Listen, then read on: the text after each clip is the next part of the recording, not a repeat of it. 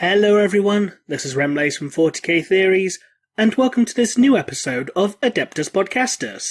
Joining me as always is Michael from Tactica Imperialis, and our guest this week is none other than Leakycheese. So firstly, how is everyone doing today? I'm alright. I mean, health's not 100%, but can't complain over much. Uni's busy, can't hobby. What's new? I'm good, thank you. Yeah, I'm good, guys. Good evening as well. And thank you very much for inviting me on to Adeptus Podcastus. It's a real honour. Not a problem. I'm pretty sure you came pretty highly recommended by at least somebody, I think, in the comments. Oh, that might be my shadow account. Oops. No. So if we are doing shouting out people in comments, I just want to make a point. Shout out to the person in the comments who constantly corrects people's comments to include questions for us, because I really appreciate what you're doing, and I see it every episode, and I appreciate it. Thank you, that person. You are a star. So, in the news this week, it's officially Orktober! Yes! And people are complaining that people weren't announcing Orcs on the very first day. Because... slot. Because it's been less than 24 hours, give Games Workshop a chance, damn it. Yeah, I think they got the October hype started so early with the 3 vehicles and then Speed Freaks. People just sort of expected October to be this absolute spectacular event of over-the-top, all-the-stuffness. So maybe I think people just got their expectations too high from the amount that was shown pre-release or pre-October, and so got carried away. Doesn't excuse it, though. No. Twitter's gone absolutely bonkers with Orktober posts. Everything is hashtag Orktober at the moment. There's a lot of enthusiasm for Orktober amongst all the Orc fans. It's always surprising and quite interesting to see how all these posts crop up and then all these conversions that people are doing. They share them, so yeah, a lot of fun there, I thought. Yeah, the Orcs have always been an army that are exceptionally popular, but nobody runs them. Like, I have an Orc army, but I don't play it competitively. I play it for fun. This is the season where A, we can have fun, and B, our models are not just, shiny new thing. It's a bit more to it right now, so I get it. There's a lot of people have Orcs as sort of a secondary army, or who have always wanted to explore Orcs, because Orcs are amazing. They do have a charm, yes. Yes, they do. As summed up with the most recent, as of time of recording, vehicle reveal. It's the 12th of October today. And they revealed yesterday the Squig Mine food truck launcher thing. I don't remember its name off the top of my head. You mean the Spade from Halo Reach? I didn't play that. Yeah, I stuck a tweet up a few days ago joking as to what the big reveal is, because on the Warhammer community I put the silhouette up saying, guess what this is? Mm-hmm. So I did a joke tweet saying, it's a UNSC Warthog from Halo, what's my prize? And then they revealed it as the Squig Buggy a few days later, but it's a spitting image of the Spade truck from Halo Reach. So that's my little meme with that at the moment. Yeah, and the other thing that got revealed between this podcast and the previous one that we didn't get to cover before it came out was the Megatrack Scrapjet, which is the Orky Spitfire, as I've come to nickname it. It's not a Spitfire because it's got treads and wheels, but you know what I mean. Was that the one that had the video on Warhammer TV, basically like, a car commercial? Yes, that. That was. I had no idea what that trailer was about. I thought, that might be Slaanesh or whatever, because the Fiend of Slaanesh reveal was a similar time. But then that popped up on the screen, and I audibly was like, "What?" I like that advert. It was good. It kind of like put me in mind of like an Audi advert or something. Yes. I thought they did a great job with spoofing it up. I did like that. Yeah, it was an excellent little reveal. So I've just looked it up. It's called the Rucker Truck Squig Buggy, this new one. So that brings the roster 1, 2, 3, 4, 5, 6 new vehicles for October. 6! And if I'm honest, I think this is the only... Correct me if I'm wrong here. This might be the only Xenos faction to receive any new releases when its codex comes out. Yeah. Correct me if I'm wrong. I'm trying to think who actually got new releases when their codex came out, because obviously with the Knights they got the Armigers. Yeah, but they're Imperial. Yeah, but that's like the only, with the exception of like, the whole Primarch stuff, that's like the only other faction I can think of that actually got new stuff off the top of my head. Like Demons did because of Nurgle. Oh yeah. And Death Guard, I think, got some new stuff. Primaris did Knights, though that was technically, they got the Baby Warlords. Necrons, when Forge Rain. they got. Oh yeah. They got. Was it just the leader figure? The Cryptic, what it's called. But that was in Forge Rain, not with the Codex. True. I'm scraping the barrel here, guys. Yeah, same with the Spirit Seer from Wait the Dead and the Gene Stealer Cult stuff from Tooth and Claw. There's a lot of Xenos stuff that's come out that's new, but never tied to a Codex before that I can think of. Comments, let me know if I'm wrong here, but I can't think of one. Basically, you're going to get a load of comments now saying, everything's Imperial. I made that comment last Christmas when the codices, there were 10 codices like before Christmas, and 8 of them were Imperial and Chaos or something. We've had October, so we're going to have Taluary next, don't we? I still think January was a better pun than October. I'll stand by January until I die. It was actually a better pun, yes, I will admit that. What Taluary did you say? Yeah. You come up with better puns, let's be honest. Yeah. You come up with better puns. Yeah, I'm trying to think of something that goes with weeaboo, but I'm struggling. No, it's too early for a head desk. something communist fish. Yeah. Though, if we're going to talk about Tau, let's talk about the other thing that's come out, I think, over this weekend. Kill Team Commanders. Let's do that. Yes. So, I think every faction has received at least one leader, though most factions seem to have got 2. Or even 3 in some cases. So the Orcs got 3. The Asciani got 3. I think the Death Watch only got 1. I bet Demons will probably end up with like 4 or something. 2 for Death Guard. No, hang on. Is that 4 for Death Guard? Yep, that's 4. No, is it 4 or is it 2? A bit much if Death Guard had 4 leaders in Kill Team. No, it's 4. Really? Yeah, it's 4. Why did Death Guard have 4? Because they do. Yeah. Fucking hell. Thousand Suns got 2. Doesn't talk about demons in that little article, but Did yeah. Get anything? Yeah, they got 3. Primus, Magus, and Patriarch, I think. Fair enough. Orcs got 3 because Warboss, Painboy, Big Mech. I think Drakari got 3. Asciani got 3. I think the Space Marines actually got the least. Wow. Because well, I might be wrong here. Oh, no, I'm talking rubbish. There's 4 there, just for basic Marines. Then the Death Watch get 1 of their own. Then the Grey Knights get 1 of their own. The Astra Militarum got technically 4, although really it's 3. The Mechanicus got 2. No, I'm talking rubbish. Ignore me. Oh, so the Mechanicus only got 2? Yes, I suspect several toasters were thrown out of the window when that happened. That's a bit of a racist stereotype towards the Mechanicus, isn't it? It's true, though. Coming from the person who made the tower mark not 2 minutes ago. Yeah, but that's specious. That's different. How?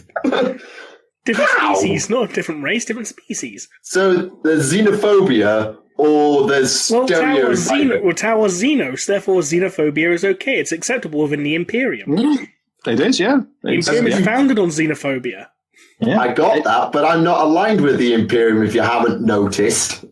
No, yeah, of course, because Magnus got his Heine kicked by Russ. Yeah, I forgot about that. I'm not a huge fan of... I do rather like Magnus, but my character's canonically a Tau, so... That nicked a craft world.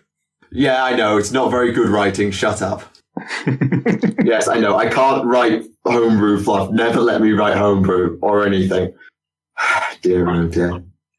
What else have we had? Oh, God. I just remembered something from a novel called Firecast. Not Fire Warrior, Firecast. Peter Fiovari, I've read that. Yes, with the Tau basically pretty much on the verge of turning to worshipping Khorne. It's like, oh, if we can harness this rage, if we can worship the rage, oh, then that might be worth something. It's like, yes, turn to Khorne. I don't remember that happening. I need to go back and read that, because I read that as a style model for my English language coursework when I was 15. That's when I read that book. So about 3 years ago. Ooh! I'm not saying anything. But then Sorry, again, Rem, I can't stop you feeling old.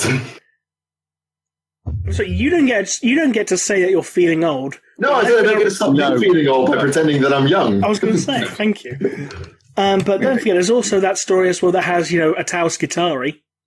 Oh, the Skitauri, as somebody in the comments said. I was very fond of that joke. Yes. I like that pun. Indeed. Yeah. So yeah, what else has happened in the past couple of weeks? Oh yes, the big FAQ number 2. That happened. Oh, yes. That's quite good to talk about, isn't it? Oh, yes. I've already got a video on this up on my channel, but broad strokes, they reworked first turn reserves by banning them.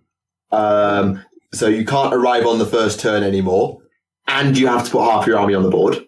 They have introduced a new stratagem that stops command point regeneration beyond 1 and stops it going infinite. That's trying to nerf command point farming.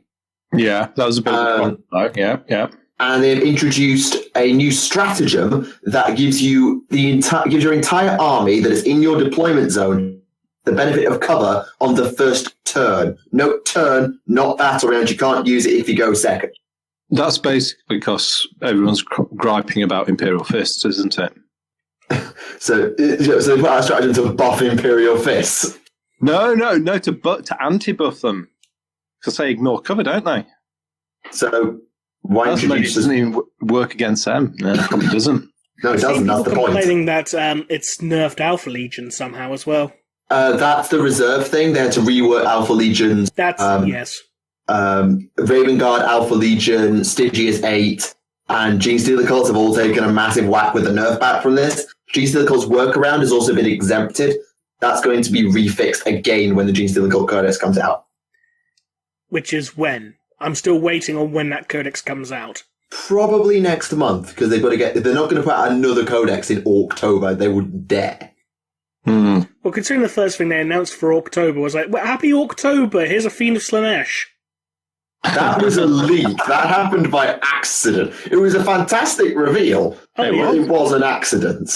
I was quite impressed by that reveal. I think a lot of people were quite impressed by, let's call it a authentic-looking Slaanesh demon as a new sculpt. Yeah, I like the Fiend. I'm not a huge fan of Slaanesh, so that sort of thing doesn't sit right with me anyway, but that's my anti-Slaanesh bias, not it's a bad model. Oh, yeah. I'm still waiting for Codex Malus Demonkin. That sounds a bit of a corner case, that one. Well, Malus is still canon. All you got to do is look at Katie Stands. Yes, but you just run him under Renegades if you had to. No, he needs his own Demonkin list. Flesh him out some more. Give him the option to take the Sensei as well. Right, sure, okay. Make his codex purely like old school references. So like reference things like the Star Child, the Sensei, and that demon prince who was actually a Skaven. Yeah. You realise that everybody who's not you will have a fit if that happens? Nah, people. Question for you two guys, because I've got a question for you two guys, because you're probably closer to 8th edition at the moment. I've still got my head in the heresy. But I basically played a Sigmar 100%, but go on. So in the Warhammer community article about the big FAQ2, they said one of their headers was soup is still off the menu. Do you think they've effectively dealt with the problems of Imperial soup Well, I don't know. I don't play competitive 40k. I haven't played 40k since New Year's Eve. I haven't played 40k, I'll be honest. But the fact that they have taken the soup nerf and enshrined it makes me think that they're quite happy with the situation. I'm not going to say it's perfect because the Astra Militarum cheap, like 500 point ally, no, like 200 point allies CP farm was still a problem, but that was done under the normal allies rules, I believe, as opposed to using Imperial because you couldn't. Apparently, Ynnari were one of the other very guilty players in the soup problem. They always are. So when it comes to competitive play, you can normally level most accusations against the Ynnari or Eldar players. Let's be honest. You certainly could in the last couple of editions. I don't know whether they're running the show now, but back in 6th and 7th, you could certainly do that. But as to your point, I think that they are happy with the change. It won't be perfect, but I think they're happy with it because they've shown with reserves that they're willing to re-edit and edit and put it back into beta, despite it already having had a period in beta. So they must be at least relatively happy with it to keep it. Yeah. That's the best I can come up with that. And honestly, I'm very curious to see how this one's going to shape up because my original perception of the big FAQ2 was like, as it always is good intentions, not sure about the execution. That's what I always say with these FAQs. I never know if I'm right or wrong. Yeah, it's... I don't know. It's interesting. One thing that's interested me with the 8th edition is how it's starting to evolve because when they brought it out, they took the unusual step of getting everything, giving everything like what I'll call a baseline. So with the indices, every faction was represented. I mean, not with all of its, let's say, full fluffiness, but they were all there. Mm-hmm. And then, over the last, I don't know what we're into now. Well, since May 2017, they've been building back the complexity or the individual complexity of the factions. But it's always difficult with 40k because as they make things more fluffy and faction specific, it's a balance of the game. It's the Age of Sigmar problem, but faster. Because 8th edition was an edition which they could not carry rules over. It was kind of like the 3.5 edition. They had to do a hard reset. Everything needed to be rewritten immediately for the new rule set because they couldn't work anymore because initiative was gone, movement was back, leadership was completely changed, and so on and so on and so on.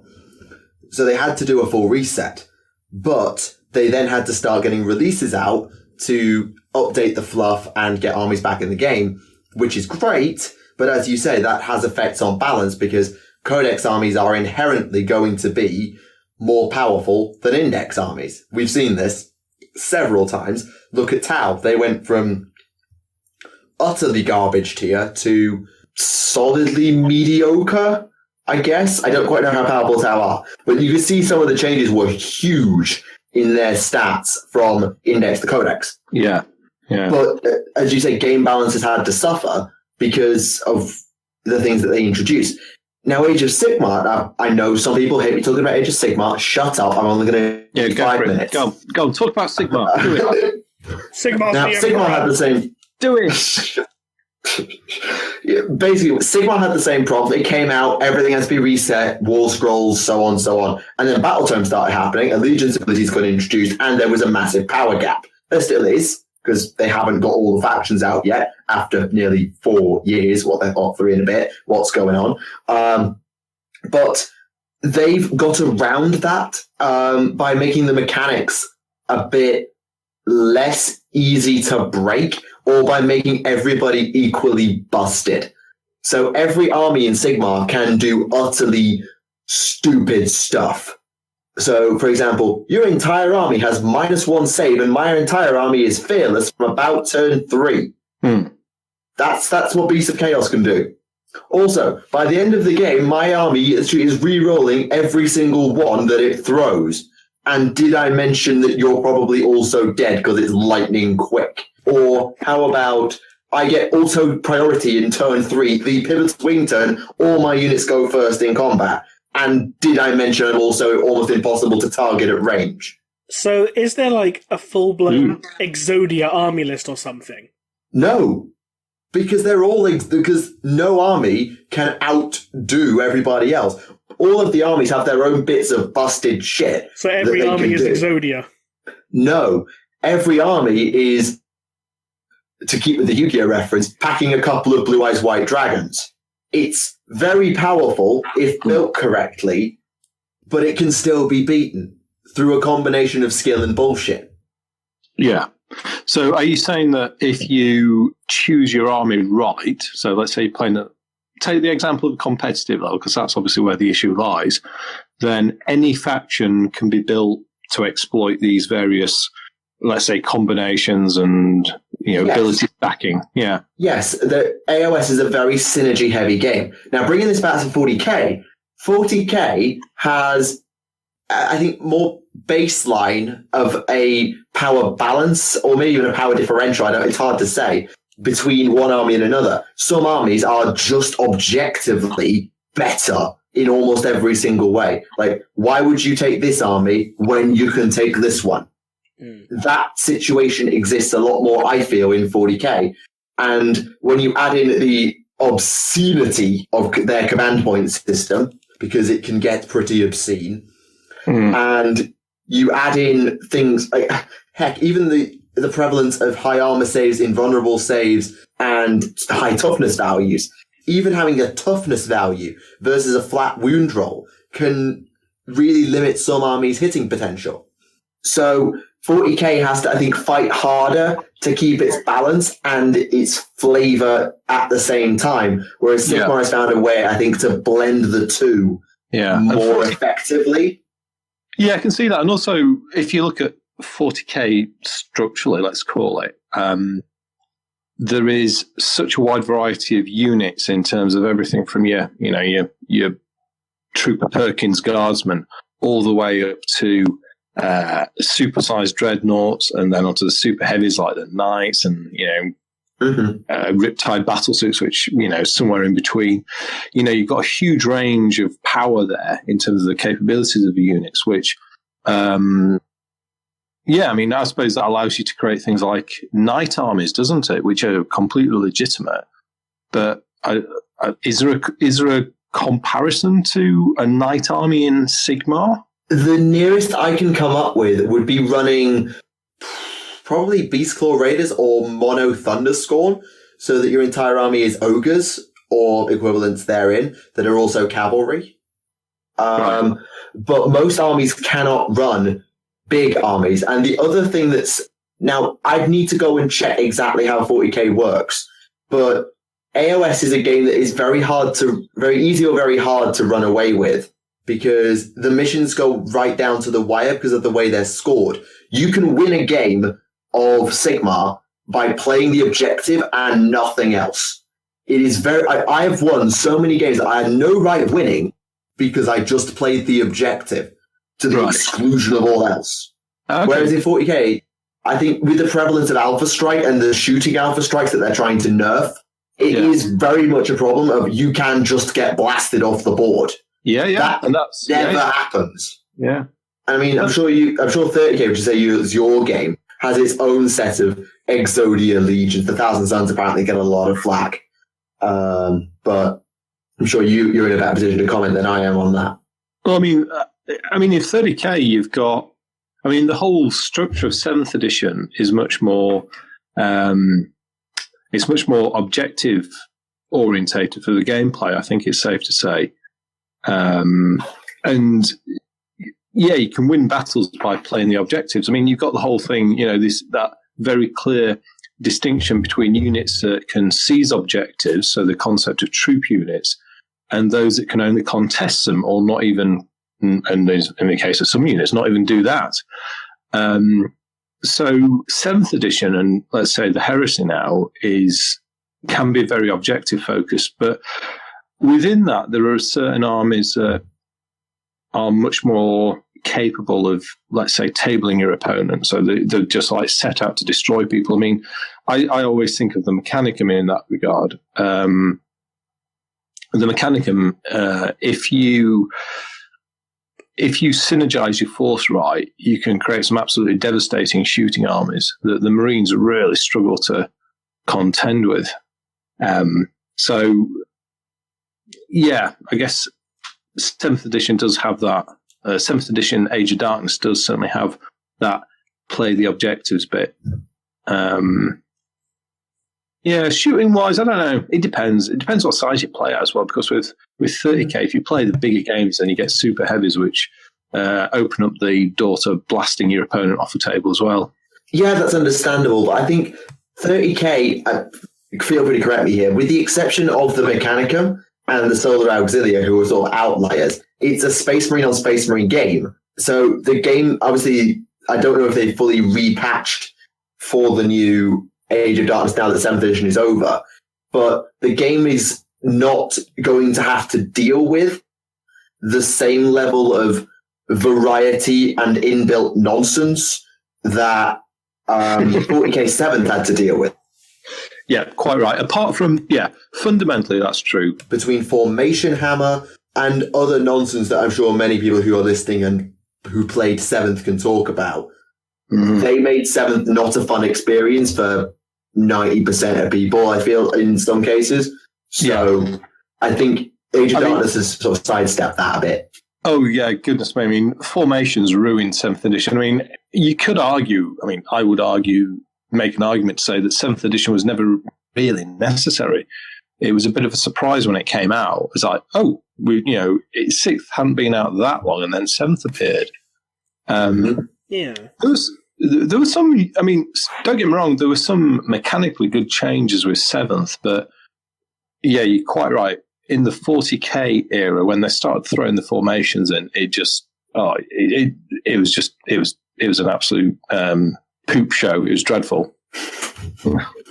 Yeah, and it's interesting that 8th edition has not even touched formations with a 10-foot pole, whereas Age of Darkness has the Rights of War, which are excessively constrictive from memory, whereas AOS decided to make you pay for your formations or battalions. You pay for them, and they unlock benefits for you. But again, they're constrictive in what you can take and provide limited buffs. They've learned their lesson from it. Yeah, I think that's broadly true. Yeah, you're quite right. In Age of Darkness, the formations there's always every legion has got an option for like its default formation, which is generally kind of like a set of advantages with some minor disadvantages. And then every legion has like a second choice, which is really specific and quite fluffy, but it comes with a lot of limitations as well. The Court of the Crimson King comes to my mind with that one. Yeah, and take the Word Bearers and the Last of a Serrated Sun, which is their Gal Vorbak orientated Right of War. You could actually argue it's a bit garbage as a Right of War, and it makes no sense either. But it's fluffy. It's very fluffy, and it's fun if you've read The First Heretic. Mm-hmm.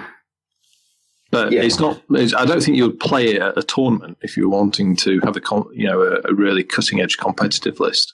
Yeah, and it's one thing I've noticed about tournaments is that they tend to ignore fluff in favour of function. Yes, that's. There's always a balance to.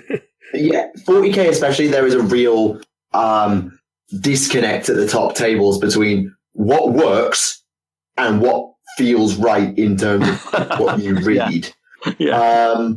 I'm not saying that you can't make good fluffy armies, because you can, but I don't see fluffy armies at the top of many gaming tables from memory. Whereas, all right, one more time into Age of Sigmar. Most of those armies, I look at the lists that win tournaments and I'm like, yeah, that makes sense. They're built sometimes around battalions, sometimes not. But the battle line constrictions that they apply, the hero limitations, the allies being quite constrictive, means that they don't go too nuts. And you can look at them and think, yeah, I could see that on the battlefields of the real Mortal Realms rather than just this imaginary tabletop version. Yeah. Whereas I think following the big FAQs, 40k 8th edition has been reined in a bit, but in its first form, when it got to tournaments, there were some tournaments that were running, and some of the armies that were legal were absolutely crazy. I mean, I saw one I can't remember how many chimeras were in it. It was pretty much all chimeras and just a handful of guardsmen, and it was like, what? Oh dear. Yeah. Always a challenge. Yeah, and I don't envy games designers. I know it sounds like we're just talking crap about the design and the mechanics, and I realise that's maybe not fair, because there's no way I could do any bloody better. I mean, it's not as bad as, like, with Warhammer Fantasy when they first introduced demons as a standalone army, because demons were so broken and so overpowered they had to create a new edition just to fix it. Yeah, and let's not forget 3rd edition 40k, which had 2 editions in 1 edition. Oh yeah, 3 and 3.5. That was the thing that happened. Mind you, it happened in 1st edition. You have 1st and 1.5. It's like all the gears in an 18-wheeler. For my time, I'm afraid. Yes, everything.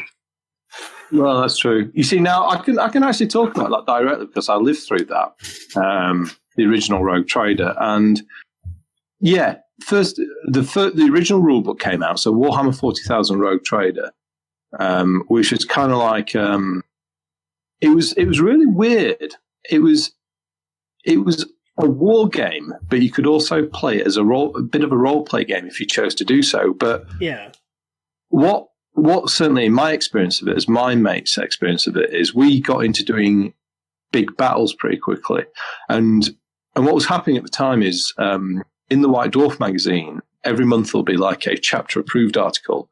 And they very quickly banged out a load of army lists and extra rules, which expanded on 40k. And they steered it in a big army direction. So yeah. So they did like the Space Marine army list, and then they did the Imperial Guard army list. Then they did Gene Stealer cults not long after that. And yeah, it moved into being like a large scale war game, I think, quite quickly. But it was, yeah. And then they kind of got, when was it about? It must have been about sort of like late 80s. Then they started rejigging it all and almost rewriting it without rewriting it. It was around 1989, I think, 'cause that's when the first Realm of Chaos book came out, which started introducing things such as, like, the Primarchs and stuff like that. Yeah, From a fluff perspective. Yeah, I mean, that's actually really interesting you mentioned that, because, yeah, in 1988, late 1988, they released Slaves to Darkness, Realm of Chaos, Slaves to Darkness. And that was kind of like on the big battle code, chapter proof style army lists. And at the same time they released it, or within a few months afterwards, they advertised Lost and the Damned, the second book that dealt with Murder and Zinj. But they didn't publish it for nearly 2 years. Yeah, it didn't come until 1990, I think it was, if it says in the book. Yeah, that's right, yeah. There was like this 2-year gap. And when Lost and the Damned did come out, the army list within it had changed. And they kind of ditched all the huge variety of equipment options that you had in Slaves to Darkness, which is very much sort of like, like a tactical squad might have a choice of like 20 different types of missiles for its missile launcher. Yeah. They'd streamlined it a lot. And that was kind of the beginnings of, I suppose, the beginnings, you might say, of second edition in terms of the thinking. And there was also, they shortly released the battle manual, wasn't it? Which basically had a bunch of rules that you see again in second edition, like with the war gear and stuff like that. Yeah, they did the battle manual. Yeah, that was one of the later books of Rogue Trader. Because they did, I think the compendium came along first, which the compendium just collated all of the White Dwarf articles for the first couple of years, probably first 80. There was the compendium, then shortly after that there was the compilation, wasn't it? There was a compilation as well, yeah. See, it's all C's, isn't it? Compendium, compilation, yeah. Yeah, then they had a third book called Carnation, which was basically about flower arrangement and 40k. Ah, dear. Yeah. It's interesting you mentioned that whole thing about streamlining from edition to edition, because they kind of done it again from 7th to 8th, just to bring the timeline back to the things where most of our listeners were alive. It's... I'm going to fight you on. So I've got an interesting opinion on it. Go on. I think 8th is really interesting because a lot of people have criticised 8th edition for dumbing down the rules. They're wrong, but go on. And from a mechanical point of view, yes, 8th is a much more sleek game. But when you actually look at it conceptually, they've introduced a lot more flexibility in how you play because they've the whole way melee works now. You can fall back at will. You don't have to charge a single unit. And then the big, you've got universal vulnerability, so any weapon can damage any target. And then the big one, I think, for me, is you no longer have restricted firing rules. So one squad has to shoot one target. Mm-hmm. If you've got, and particularly egregious in 7th was the fact when you had like a tank squadron, the whole squadron had to shoot at one target. They're completely ditched that. So what it means now in 8th is they've done away with a lot of rules that introduced obstacles to you executing your plan, but they've given you loads of opportunity in how you play your army, I think. Yeah. So, and I like that about 8th. Yeah, I didn't mean to sound like I was saying anything other than they took away some of the customization. So, like, flat missiles went the way of the dodo. Or tactical. I feel like some squads, like the Primaris squads, are a lot less customizable compared to their old school associates. That's what I meant. Is some of the equipment picks got quicker as opposed to you can just the bazillions of options and things of how you play the game have changed. That's not what I meant. Sorry. Yeah, that's true in terms of like the army list, but they also introduced a lot of flexibility for people who want to play open and narrative play by splitting all the points out for all the gear. And this has been quite handy from a point of view of if you're a Horus Heresy player, but you're not so keen on 7th, but you do like 8th. Most of the points and rules actually exist now to make a Legion army list using 8th edition rules. Right. Sorry? Right, okay. Go on, sorry. Yeah, so, that's another thing I do like about 8th is the fact that if you, as I say, playing open or narrative play, you can play a load of armies and point them up accordingly. Just by the flexibility of the rule set, because you got the points for the troops and you got the points for the weapons, and they're all separate. And you got points for individual soldiers as well, or individual units, should I say? Yeah. Yeah, I think I just sort of miss the days where the bestiary entry for a hero was an entire page of weapon options and armor options and mount options and relic options and companion options and command squad options and did I mention more options? Well, that's why you want to. You see, that's why you got the Mechanicum in 30k because their heroes are just insane in terms of the options they get. Absolutely crazy. Yeah, the one I always remember is the Space Marine Captain. The classic Space Marine Captain. Nowadays, it just says, may take from ranged weapons, melee weapons, special issue war gear, whatever it's called, bang, bang, bang. Okay, next person. In the past, it was, right, you have a bolt pistol and a chainsword and some power armor. Now, you can replace your bolt pistol with a plasma pistol. Or you could have a grav pistol. Or you can replace your chainsword with a power sword, power fist, chain fist. What else do you want to give you? Thunderhammer, Storm Shield. Or you can replace both and have a combi weapon. Or, have you heard about Artificer armor? Would you like some Artificer armor to go over so you're more tanky? And then maybe, what about a bike or a jump pack? Yes, you like jump packs, don't you? But instead you have Terminator armor. Oh, yes, we've got multiple variants of Terminator armor for you to try out. Please try out the Terminator armor. But no, then you've got I missed that, okay? In fairness, I still remember the time where in the Orc Codex that you could give Ghazghkull Thracker, missile launchers and heavy plasma guns and las cannons. Where was this? Where was this? Second edition Orc Codex. Like Ghazghkull Thracker's entry says, you may give him he's armed with a a custom blaster and a power sword, not power claw, power sword, but you may give him additional weapons from the basic weapons, special weapons, and heavy weapons section of the Orc Army list. Hello. I'm pretty sure you could also give him a shock attack gun if you really wanted to as well. Oh, the poor fluff. Oh, the fluff. Yeah, so that's also when I don't know if he had that from other editions onwards, but that was also when he had a special rule that once per game he can call upon the power of the word to make him invulnerable for an entire turn. I mean, in 4th edition he had a 2+ invulnerable save for a turn. No, he was just flat out invulnerable for a turn. You couldn't hurt him, period.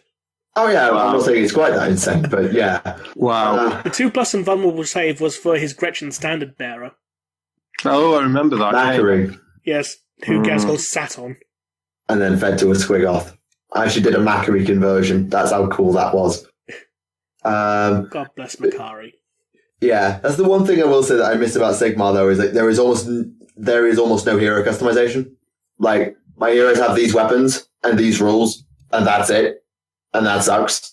I like crafting my own character. And Tau Command, oh my god, Tau Commanders. You could go utterly nuts with Tau Commanders. I love creating my hero, my character, who was equipped the way I wanted them to be, that I could convert at whim to do what I want. Could you give him the Donkey Punch Gauntlet? Yeah. What's the donkey gauntlet? Yonaga Gauntlet, because Yonaga is a type of Asian wild donkey. Oh, yeah. Yeah, I know it's also the name of a catapult the Romans used, but it's an Asian donkey, it's a power fist, it's the Donkey Punch. Yeah. But yeah, you could have a commander running around with special armor, Donkey Punch, shield, and just one punch manning everybody in his way. You could do that. Mm-hmm. You could still do that. It's a bad idea, but you could do it.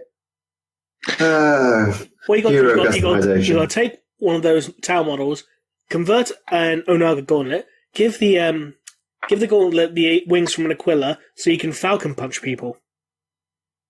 And then take it on a Gold Star. Yes. That's mincing your genres there a bit, isn't it? Yes. Shut up, Sync. Anyway, sorry. Is there anything else in the news before we move on? Recording in the bathroom? No, I have a sink in my room and it just decides to make a very loud noise at random because I think it's connected to the rest of the plumbing and it's very annoying.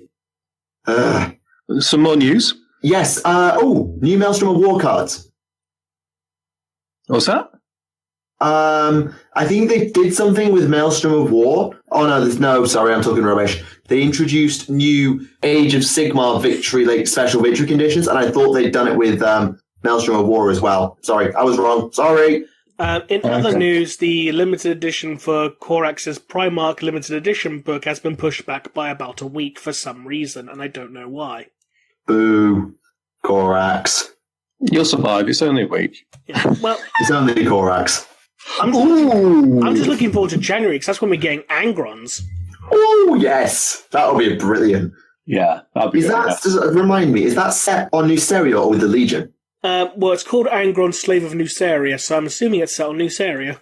That'll be interesting. So actually telling the story of his gladiatorial days. I am looking forward to that. Yes. Yeah, that'll be good. Considering we've only had one Primarch novel so far, which actually spends their time growing up. Well, technically 1.5, because you had Lordcast, which was all about before he was found by the Emperor, and then you had Perturabos, which was partly in the quote present and partly before he was found by the Emperor. And those two are probably some of my favourites, just because they're diving into that backwards past bit. No, it doesn't have the cool bit with Perturabo being Conan the Barbarian, eating, a Quetzalcoatl and punching a Hydra. As you do. I heard an objection when I said it's only Corax. I get the feeling that I just touched a nerve. He nearly he nearly took Lorgar out. I know. Yeah, but Corax is a bit boring. He's not as interesting as Kurz, no, true. I think it doesn't help that he's just inverted Kurz, but he's also a horrendous racist, But it doesn't really stand. That doesn't make him stand out too much against the other Primarchs, though, does it? Exactly, socially enlightened. He's technically worse than Mortarion in that he left the Terrans to go and die. One of the best ways, like, he's worse than Mortarion! Yeah. Mortarion. No, Mortarion, the Barbarous contingent had a bit of a problem with the Terran contingent. They didn't really get on, which is why the Terran contingent were the loyalists that died on Istvan. And the Barbarous contingent went with Mortarion. But Corax, after Gate 42, pretty much sent the Terrans off to die. Yeah, I mean, so he will, but at least Kurz, actually liked some of those Terrans. He didn't I mean, after Sevatar, quote unquote, died, his new first captain was Terran, so. He at least put up with them. He didn't really like anybody, but he put up with them. was actually one of the few people in the Legion that Kurz actually liked. He liked him enough to name him as a successor, so. Yeah, same with Khan in the World Eaters. Terran. Yeah, that's true. Yeah, Khan's a Terran. And then Lorgar saying, like, Terrans, Yeah, I think Corax is not the least memorable loyalist. I'm sorry that goes to Jagtai, but that's mainly because the White Scars haven't got as much lore as everybody else. Infamous, the book The Last Hunt is actually a really good White Scar book. Not saying it ain't. I'm just saying that Jagtai is the last one that I need to jog in my memory. He's the last one I remember every time. Yeah, because you got Dawn, who's Schrodinger's Primarch, who's alive, dead, never found, was found, and all at the same time. And was also at the Siege of Terror and doing something of interest. Therefore, I remember him. Yeah, Dawn's a bit of a glory boy, isn't he? He's kind of the way he's written. He's portrayed as having that special relationship with the Emperor. He's the only one who calls him father. Is he? Apparently, yeah. Gilliman calls him father as well. Does he? Yeah. Maybe it's not that special then. I just found it funny that Russ made Dawn flip a table. Like, literally, like, Dawn's like, okay, Russ, you need to stay here to prepare for the Siege of Terror. And Russ is like, nah, I'm going to go find Horus and beat him up. No, seriously, Russ, we need your Legion here. No, I'm going to go beat him up. God damn it, Russ! It's funny when the right bits like that, where a Primarch, a normally cool Primarch, completely loses it. Yeah. I do like the bit where Lorgar trolls Gilliman back when they attack Calth, and gets him back for Monarchia. Though Gilliman's put down in response to the treachery was pretty epic as well. Yeah. Oh, speaking of memorable moments, while Jagatai Khan is arguably the least memorable of all the Primarchs, he at least did that epic burn to Fulgrim when Fulgrim said, you do strange things to your ships. Well, you do strange things to your warriors. Ooh! Yeah, that happened. So at least Khan has that under his belt. What does Corax have? Nearly killing Lorgar twice. Yeah, and turning into a cloud monster. Yeah, and then he got badly trolled by the Alpha Legion as well. Yeah. So basically, the exception of what he's done to Lorgar, but then again, it's only Lorgar. Mm-hmm. It's like at this point saying, hey, I beat up this sandwich. It's not an impressive feat. I mean, it's a Primarch tier sandwich. But yes, that's just the equivalent of a Subway footlong.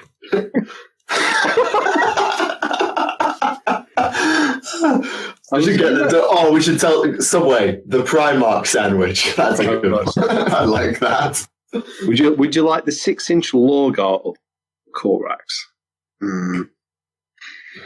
Yeah. One will shout at you about everything you're doing wrong while you're eating it, and the other one looks sad while you eat it. Speaking of Lorgar, I've been, as you know from last time, I've been rereading through the Beast Arises series just to get it all in chronological order, because there's a few books I hadn't actually read at this point.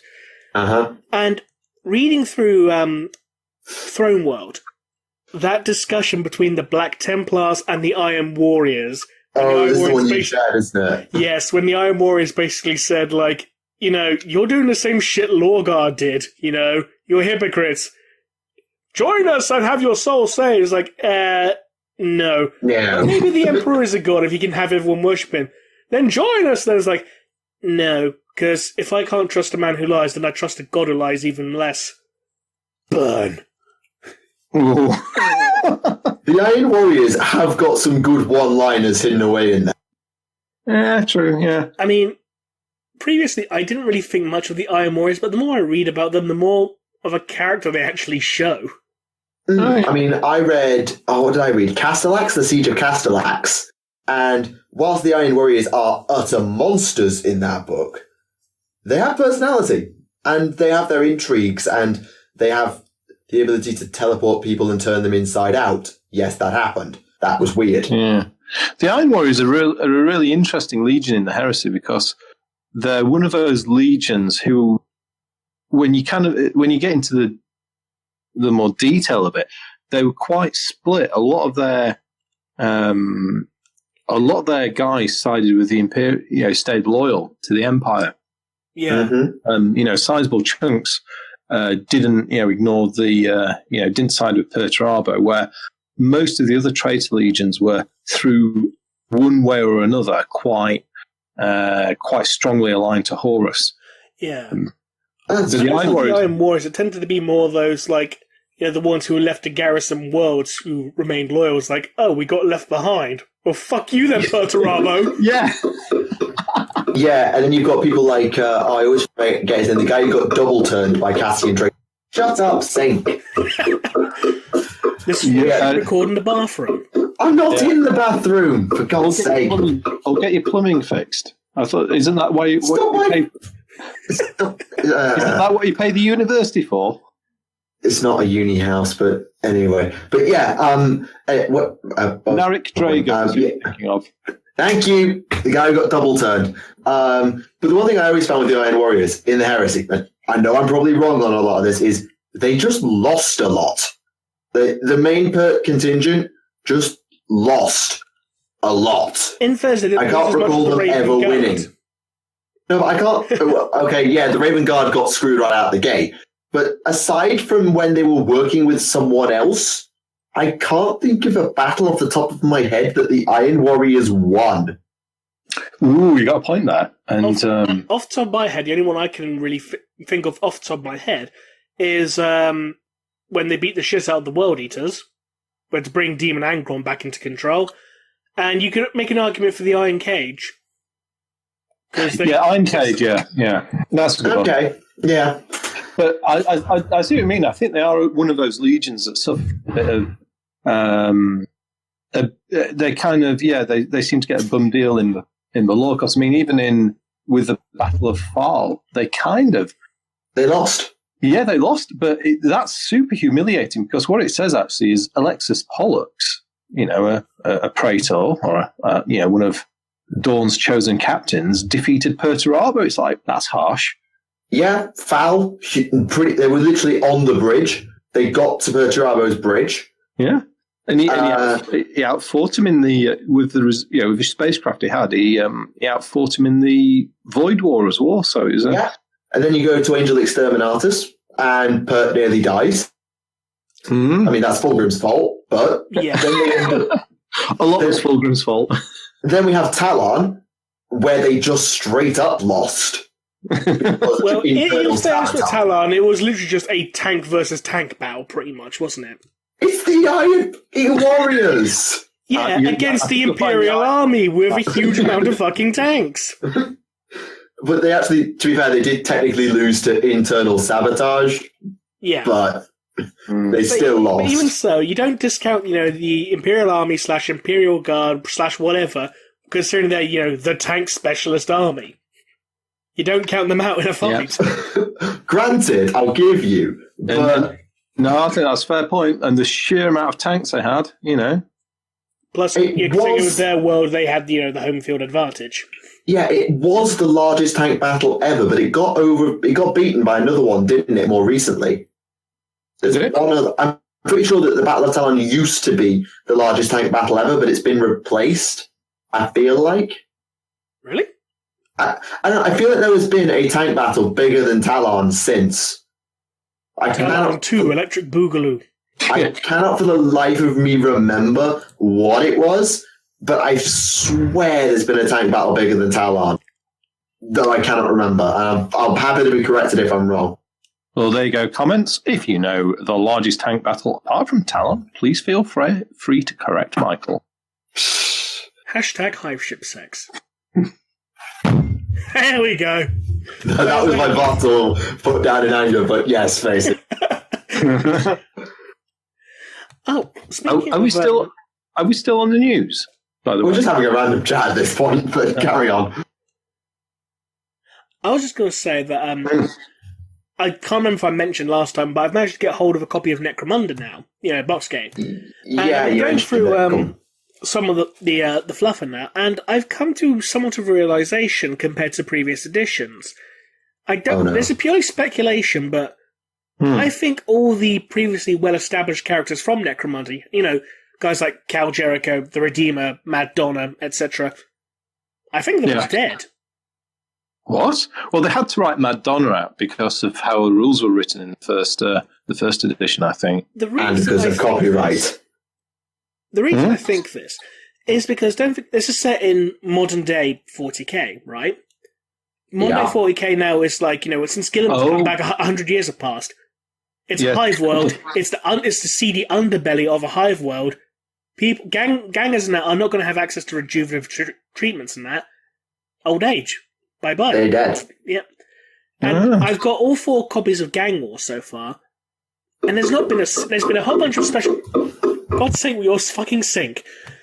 I know.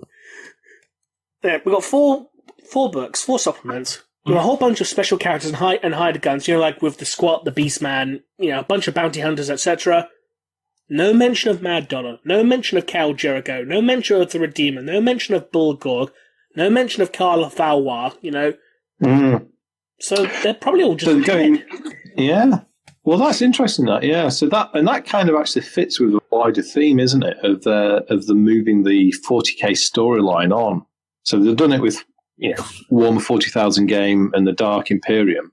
Yeah. They've done it. So from what you say there, they've done it with Necromunda, and then they've also the next thing they're doing is the Rogue Trader storyline, which is kind of like saying imperial expansion under the aegis of Gilliman. So it fits with the theme, doesn't it? Yeah, I'm kind of surprised that their names aren't even mentioned, though, because these guys and girls and other species were legends in that time period. Like, their names should have become infamous in the hives. Surely. At the very least, Carl Valois should have been mentioned because he was like, a huge figure of fear. He was like told to kids, to keep them from, playing up. Do what you're told or Carl Valois and his zombies will come and get you. Exactly. Like, it's almost like they've been not retconned out of existence, but they're not getting the recognition that they should really get. You'd think, Cal Jericho would have, survived considering that his dad's the planetary governor and his mum was an inquisitor. You'd think they could have, done something for him. Yeah, he could have had access to rejuvenate treatments. He could have just also left. Or died. I mean, let's be honest, he did lead a pretty dangerous life. So, yeah, he could have died. But, we could be cynical. We could be cynical and say it's just specialist games wanting to sell more miniatures. So if they don't put rules in for the old models, then they can't get used. But that's very cynical. They wouldn't do that. Yeah, and it's interesting that part of the reason that third party and particularly third party stuff isn't allowed in store is not so much for developer narcissism. Part of it's for copyright reasons. Because let's say you photograph an event of all the armies that are there, and a bunch of it's third party. Someone's going to say, "Oi, that's our stuff." Yeah. Yeah. It's a giant mess anyway with the whole what models can you use in a GW store. I mean, they haven't even got a consistent policy on Forge World, for goodness sake. I mean, flipping out, they make the stuff, and not all GW stores will allow people to take the models in and game with them. So if you can't stupid. If I can't get a sensible position on that, then I haven't got any hope for. I would like to see what would happen if there was a store where someone who's just gone back into the game since 2nd edition, brought that entire second edition army and then told you can't use that because it's all out of date. Yeah, that'd be a nice way of welcoming someone back, wouldn't it? Yeah. Welcome back to hobby. You're all still sparred. You can just turn around and say, yeah, but it's the same Dante, same Ragnar Blackmane, same Mephiston, same Fabius Bowles, since that's still being sold today. They're just not metal. Yeah, I don't know. I'm not sure. I imagine some stores are fairly chilled about that. I think mine is. You'd have to be quite far up your own posterior to not let people use out of production models from Games Workshop of, certain characters. I mean, if that's what my store, they'd probably be more like, oh, those are really old, let's see them. They're probably just more curious more than anything. It's like, wow, how much have they changed? They might say, okay, would you mind rebasing them at most? Yeah, I can imagine that with the Space Marines, they'll be rebased, but that's literally about it. Yeah, because 25 mils an hour, they're tiny 25 mils. Mm. Yeah, they do seem small. I took all my Iron Hands Legion off 25s and put them onto 32s. Yeah, I can see people doing that. Yeah, it's people's choice, and you kind of got to conform if you want to play to some extent, at least. Yeah. I don't know, but I still say, well, if you want to put your on whatever base size, be it a 25 or a 32 millimeter, then I don't think that's an issue. And 40k is not written tightly enough to really necessitate having models on a certain base size. Yes, but go on, let's have your butt. So kinky. So I'm gonna do some maths right now just to calm the mood. I'm gonna do some maths. So if you've got a set of 25 mil bases and you've got, let's say, a certain gap to aim at, let's say it's a 200 mil gap that you can charge into, that's the frontage of the unit you're about to hit. If you are on 25 mils, you can get 8 models in that line and then get your units within an inch behind them. This is particularly prevalent in Age of Sigmar, but it also applies to 40k. If you're on 32s, you can only get 6 into that gap base to base, because 7 is 215-ish. You won't actually get them in.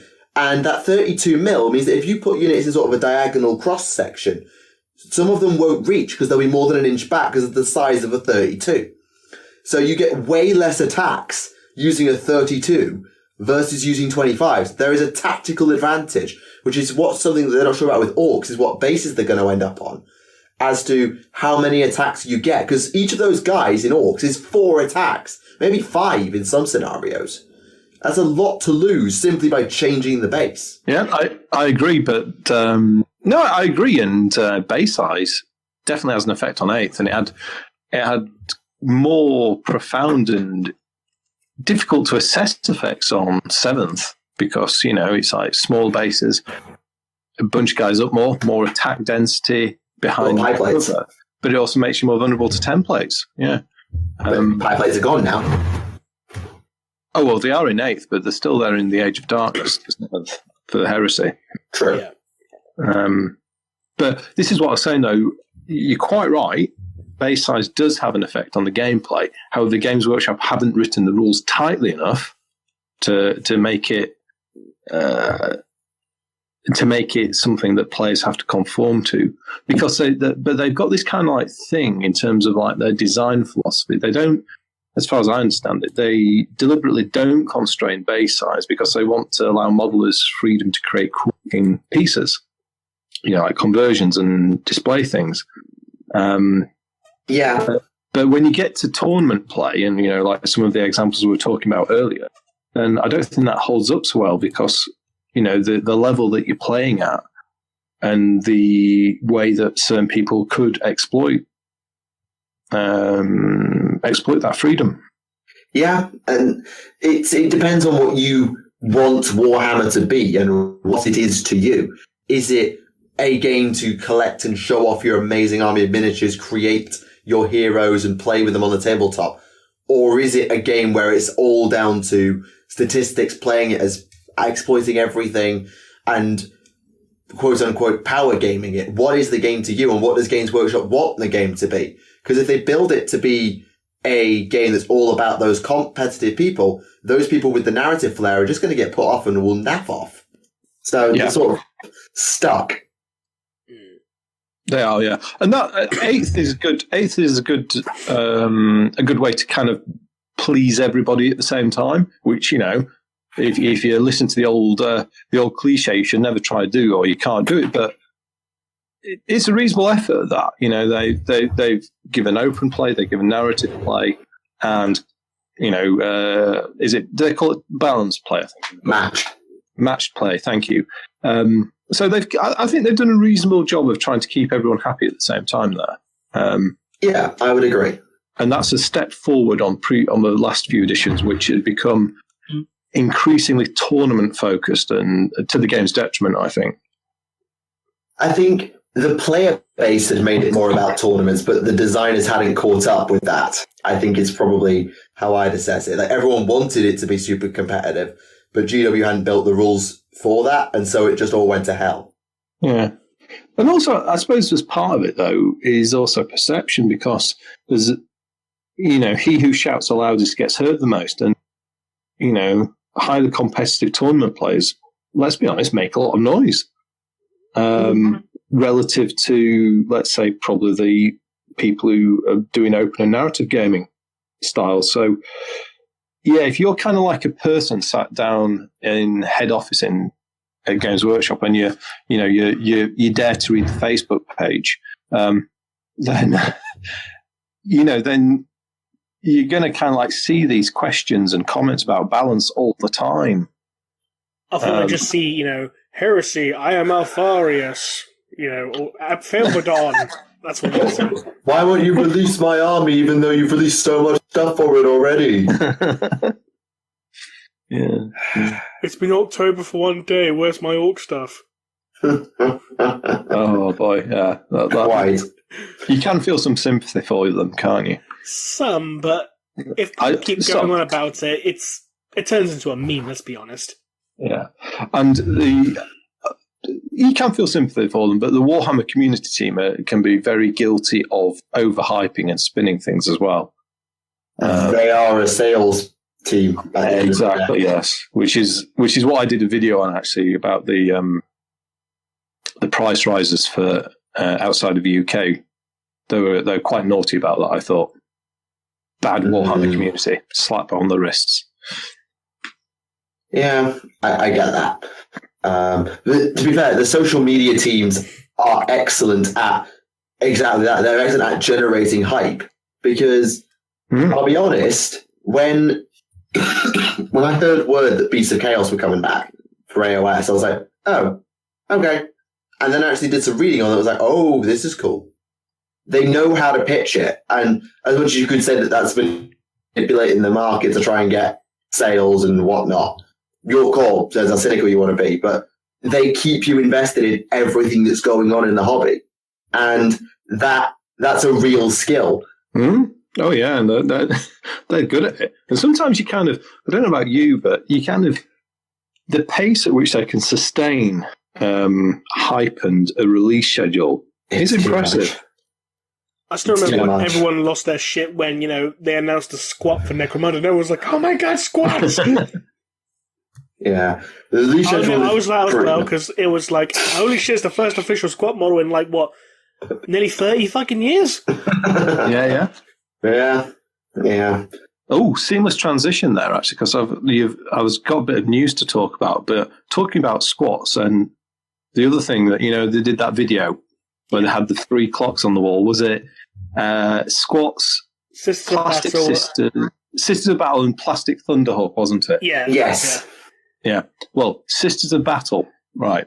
So in just before I came on the podcast today, I was just buying some tickets for this year's Warhammer 40,000 Open Weekend, but they've not named it that this year. They've called it the they called it Vigilus Weekender? Vigilus or something, yeah. Yeah, Vigilus Weekend after the planet that everybody's invading. Yeah, so they're theming it up, but I think it's going to essentially be similar to what we've seen before. So, you know, like an event down at Warhammer World, and there'll be various seminars telling us what's going to be coming, and it'd be interesting to see if we get any more teasers about the Sisters of Battle. Well, Sure. we know they're in chapter approved as a beta, so they can't give us anything. They can give us hints before Christmas, but they can't give us much until chapter approved. Mm. Well, that's going to be interesting, yeah. So what do you think about the upcoming Sisters of Battle? Bloody time. To be blunt. Considering are still the same model since second edition when they were metal. In fact, the ones that were available on the site were still metal as far as I'm aware. Apart from the things such as the, the Repentia engine? Was that resin? Penitent, that's it. Was that actually resin or metal? I can't actually remember, but most of the stuff was actually metal. Still. Yeah, I think the Penitent engine and the Exorcist are both metal, yeah. Yeah, so that's why everything was so expensive, and that's why no one bought it, because it's like 15 quid for a Sister of Battle with a flamer. Why am I paying that much? Oh, because it's metal. I remember you could buy that brand new for £4. Bloody inflation.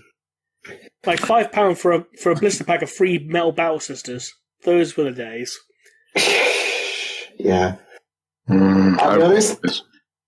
I remember those. Yeah. My thoughts on plastic sisters, on sisters in general, plastic or no, is they kind of got announced at the worst possible time. I've got a theory about that. I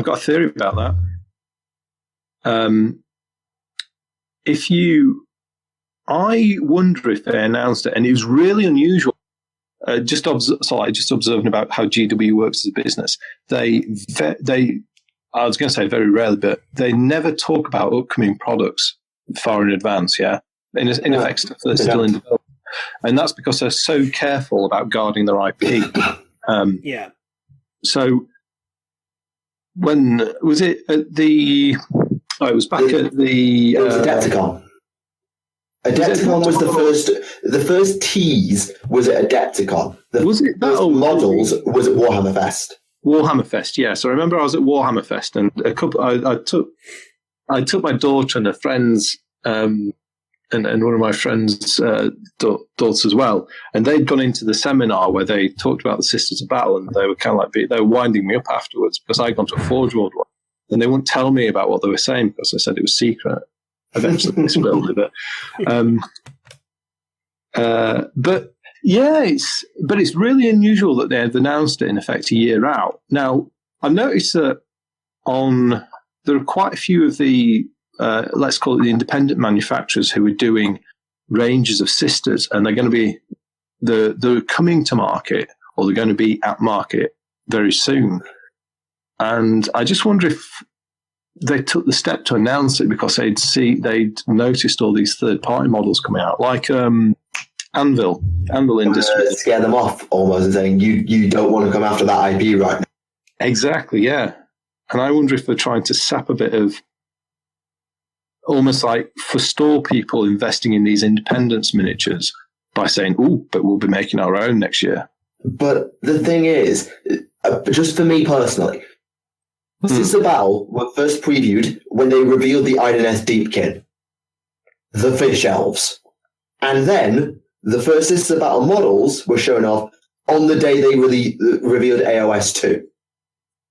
And I'm sorry, but something that's going to happen in 7 months' time for an army that I never really cared that much about anyway, and you're just giving me hints about, versus the coolest thing I've ever seen and a brand new addition for the rule set that I'm massively invested in, I'm going to stop caring.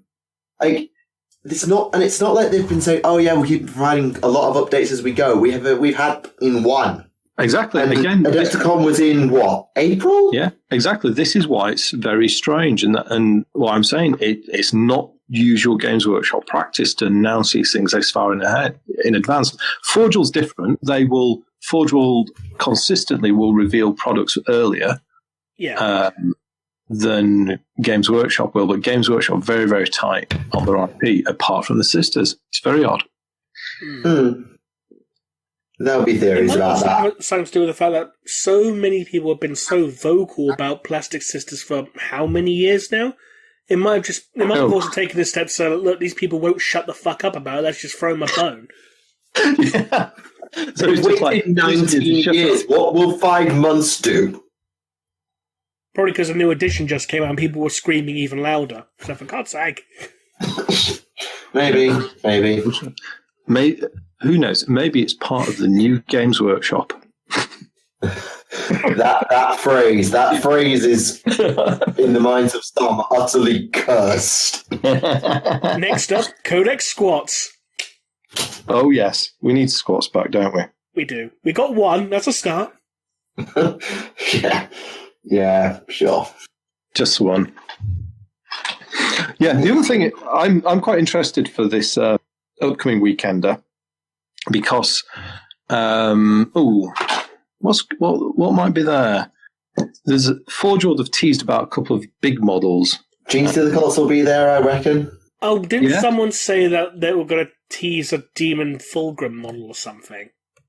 Ooh. I heard, I saw whisperings about Fulgrim somewhere, but I really didn't pay it much mind because if it involves Primarchs, it's probably the most tenuous thing I've ever heard.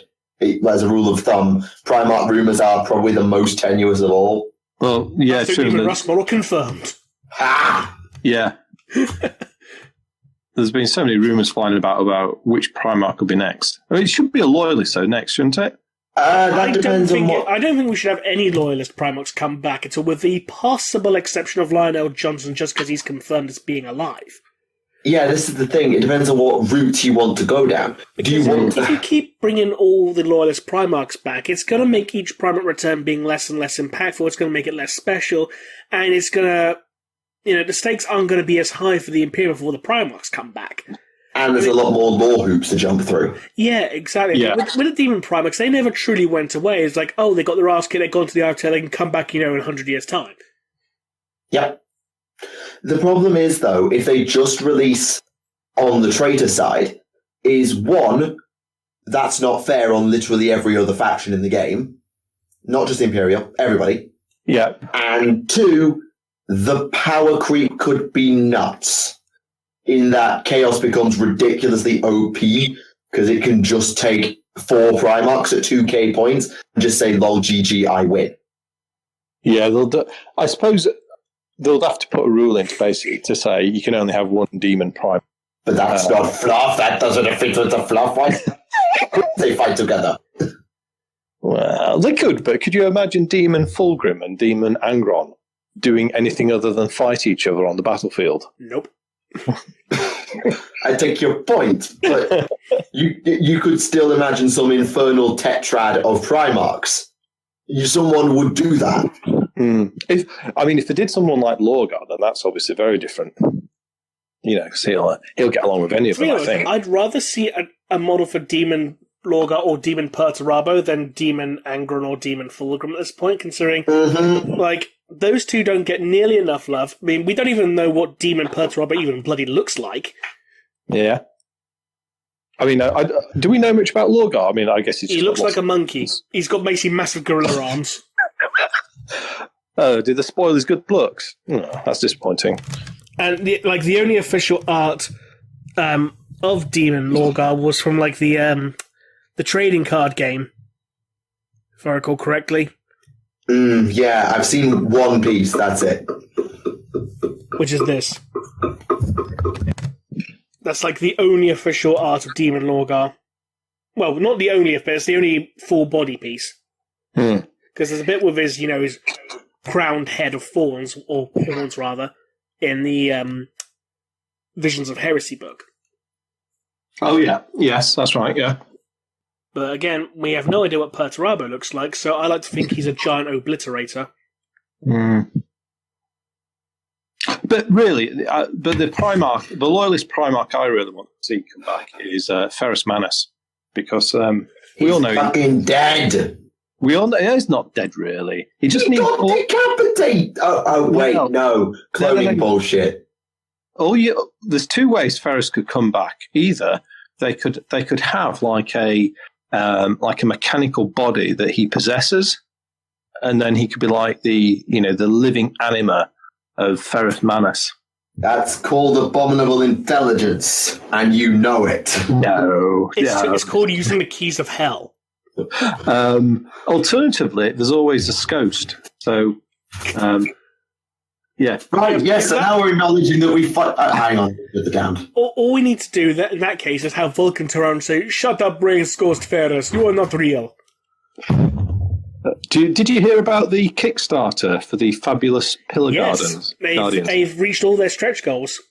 They did, yeah. They did really, yeah. They had a fantastic Kickstarter. I couldn't resist it backing that because I just had to have. I had to have those there. I saw some of the test models that they produced of a couple of the Custodes and of the Barking Toads, and they look really good. No, they do. But I backed it at a certain level, mainly just to get the Scoast model they're doing of Ferris. So you didn't go to get the full Magnustodes one? I've not. No, I didn't go that far to get the Glorious Overlord and Magnus. Oh, the Magnus one looks like a blooming Chippendale stripper.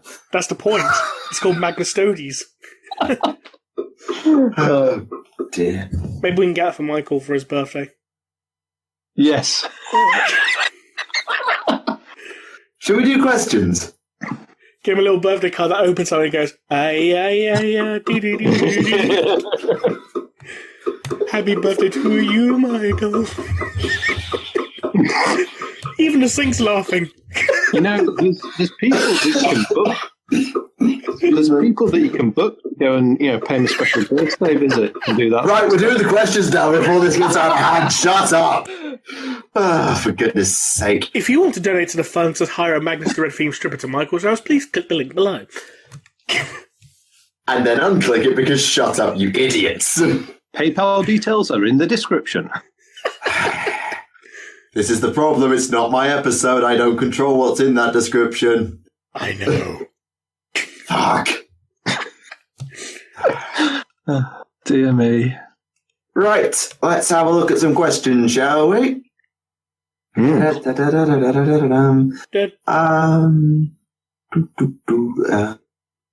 it?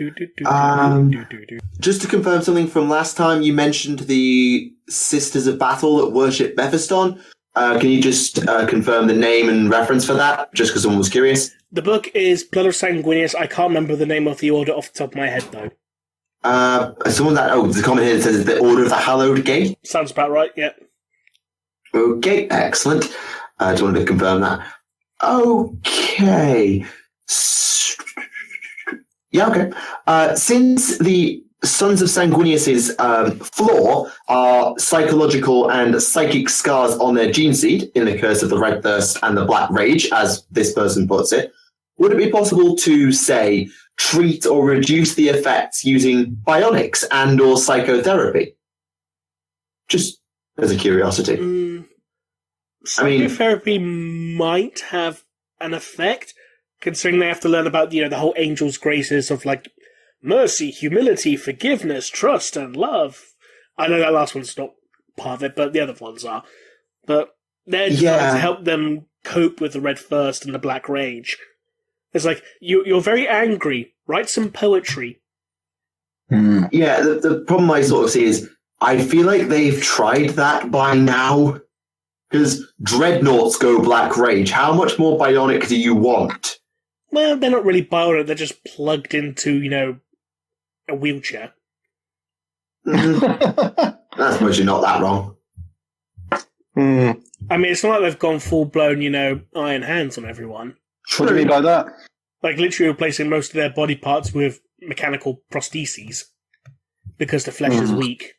Oh, yeah, well, it is, isn't it? But no, you're right, yeah. The Iron Hands do it as a force of habit. So, have you seen Dave? Yeah, he's just a brain in a jar now. Flesh is weak. Dad would be very upset with you because that's not what he said. Shut up. That's what he says. Flesh is weak. You are weak, Vulcan. Knew that was going to happen. That's the red stripper. Sorry? I could leave at any time. I could leave. Stop it.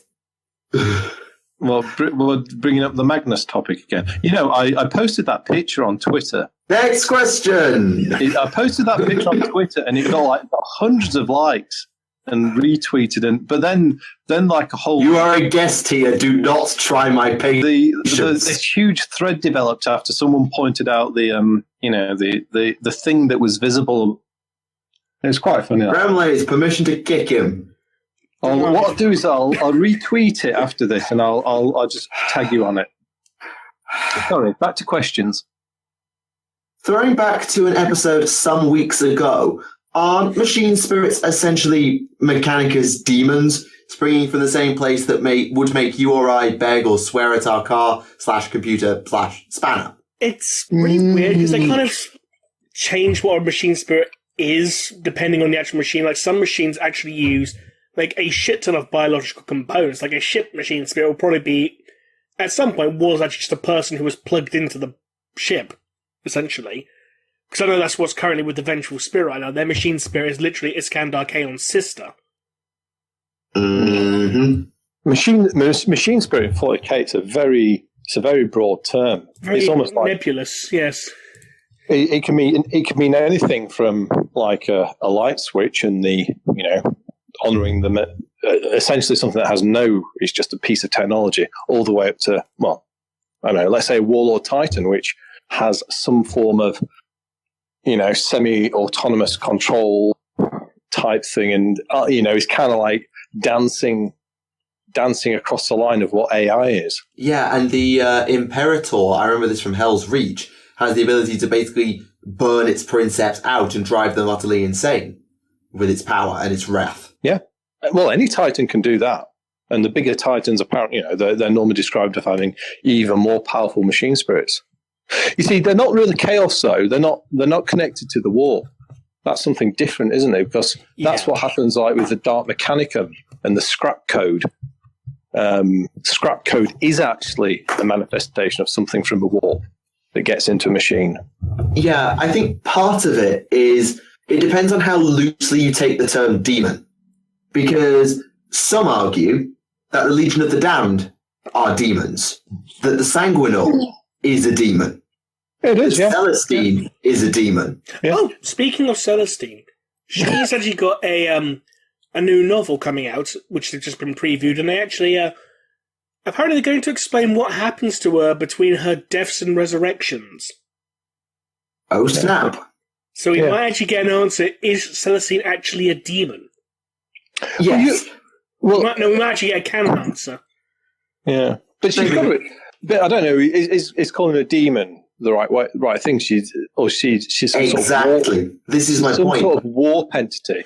Well, don't forget, a Greek, in ancient Greek, a demon spelled Daemon was a term used for divine and heavenly beings. Like, we're not quite the level of a god, but above a human. Yeah, it's demons and angels. It's all down to how loosely you take the term demon in your application to, is it something spawned from a chaos god, or is it just an entity of the warp that can manifest in reality? What is a demon? Well, or another way I'd suggest you could, certainly in 40k, is a demon is quite often presented as a malevolent warp entity, certainly malevolent towards humans. Whereas, the angels will be the things that's seen as being protecting or benign towards humans. But a lot of the way the creatures of the warp are described as, they are quite hostile to life in the material universe, aren't they? There don't seem to be a great number of friendly, cuddly demons. Well, it's probably because the material realm is as toxic to demons as the warp is to mortal creatures. So obviously, a lot of things in the material realm don't have a lot of love for demons, unless you're worshipping chaos.